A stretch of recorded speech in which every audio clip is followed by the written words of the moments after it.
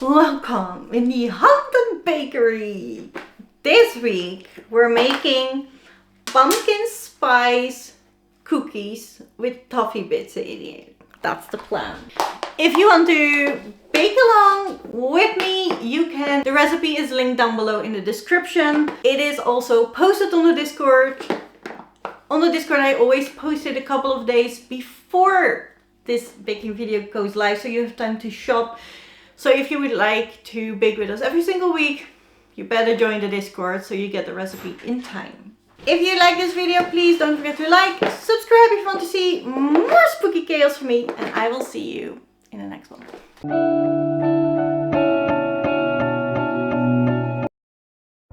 For these pumpkin spice toffee cookies, you will need the following ingredients: 225 grams or 1 cup of butter on room temperature, 100 grams of brown sugar, which is half a cup, lightly packed. Also 100 grams or half a cup of granulated sugar, 35 or 1/8 of a cup pumpkin puree, 1 large egg, 2 tablespoons of pumpkin spice. In the Netherlands, you can buy this by Albert Heijn or Dille and Camille. You need toffees that you can slice into bits, cookie cutters. I chose pumpkin ones because they're super cute and it's pumpkin flavored cookie. As well as 375 grams or 2.5 cups of all-purpose flour. I weighted the pumpkin puree first. I think in America you can buy it canned, or you can use pumpkin pie filling that is canned. But here in the Netherlands, we have to make our own puree. Please do not mind the measurements that I use, because I have used double this and I halved the ingredients for you because it was insane. When you measure the pumpkin, you then slice up the butter, put it in the bowl. After you slice up all the butter and put it in a bowl, it is time to add both of the sugars. So we can all whisk it up and make it light and fluffy.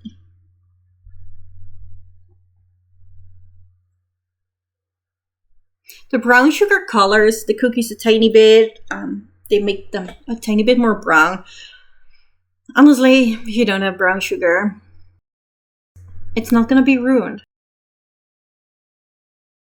Then mix it all together. Make it light and fluffy, but don't overbeat it, because then it's easier for the cookies to run and you want to keep them in shape, basically.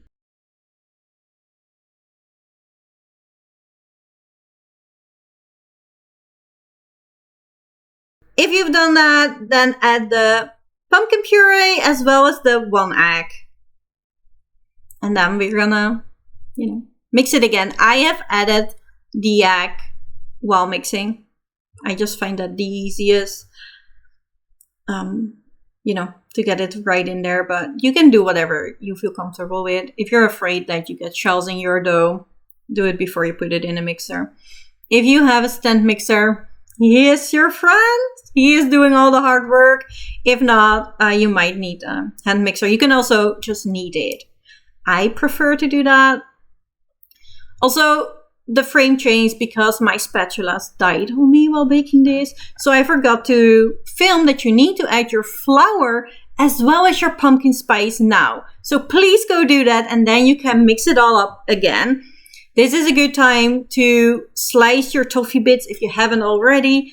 For me, slicing the toffees took a bit longer than the mixing needed to be. It's 1/4 cup. I've now calculated it is around 85 grams. I didn't know that at the time. So it took around 5 toffees for me to fill the 1/4 cup. And I told it was maybe a bit too little when I added it, but it's not. That's why I also halved the toffee. Obviously, if you want more, you can add more, but don't add too much, because if the toffee is at the edge, that will melt a bit. So that part of your cookie won't stay in shape that well. See? This is what I meant with, they kept dying on me. I have 2 of those scrapers and they both did this multiple times. So you'll try to fix it for me. And that's why I forgot to film to add the flour. But yeah, add the toffees. And then mix it one more time. And that's all. Or at least you have now used all the ingredients. I just now filmed all the steps. I am thinking about filming me while doing it, as well as footage from this frame. Let me know if that would be something you're interested in. I think it might give more of the we're baking together feel, but it's also more work, and I'm not sure if it makes it easier to follow. So let me know what you think. When you're done all mixing, get it all out and just make it into a roll. I put flour on my work surface because then it just doesn't stick as much to the work surface and it just makes it easier. If you forget, it's not going to be a problem. You just made it a tiny bit harder for yourself, that's all. They're still going to be good. I'll scrape it all out and make 2 rolls. This is, look at the amount of dough I have there. I think I baked half of the dough and I think I have around 50 cookies out of it. So if you follow the recipe as I gave it to you, you will have around 50 cookies. Or, more or less depending on the size of your cookie cutter, obviously. But I felt like half of the recipe was enough. Look at that amount. It's for the whole village. And I don't think we need it. If you do, please feel free to double up the ingredients. I've done that and it works. So...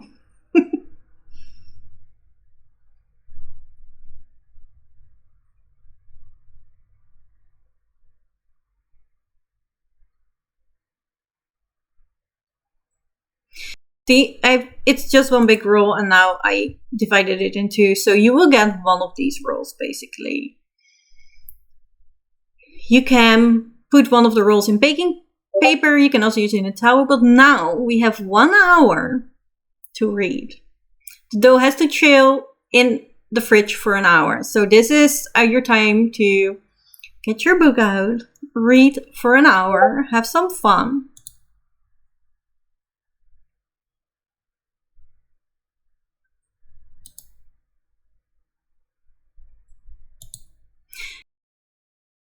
When the dough is chilled, flour your workspace once again.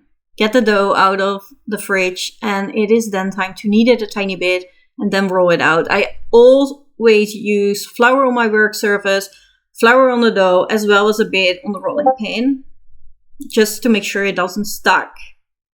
And then it is time to cut it out. Like, I didn't make them too thick. You could make them thicker if you want. I didn't. I like this size. Mine are not all even, which means they bake a bit uneven, but they were all good. So if yours are not that even, I would not worry about it.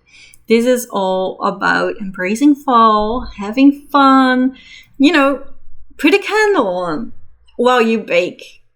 Listen to your favorite show, put some Halloween music on, make it cozy. That's it. Just make it cozy and make yourself a snack you really, really enjoy. And I think, honestly, if you have nice neighbors and you bake this recipe, you still have enough to share if you would like to.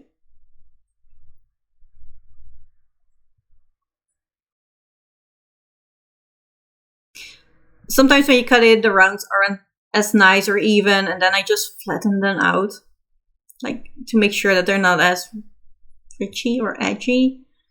The edges are then just smooth, and once you cut them out, you need the dough once again, roll it out again, and start over. I love kneading dough. I love rolling out. I just love making cookies. It is easy, it is fast, and it's a lot of rewards for your efforts. So I really like it.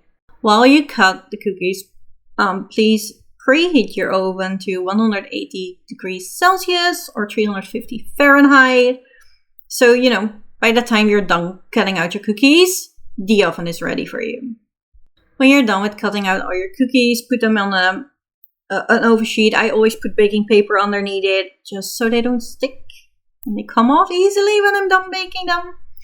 And you just put them in the oven. For me, it's 180 degrees Celsius. And you bake them from 8 till 12 minutes.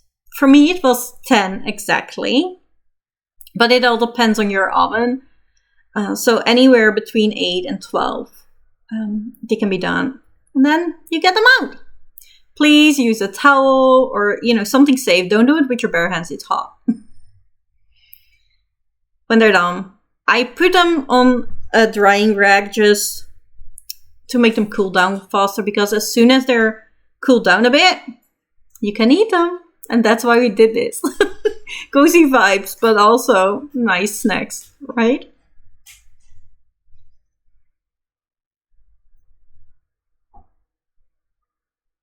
I hope you enjoy your cookies, and I hope to see you next week. Let me know what you would prefer for video filming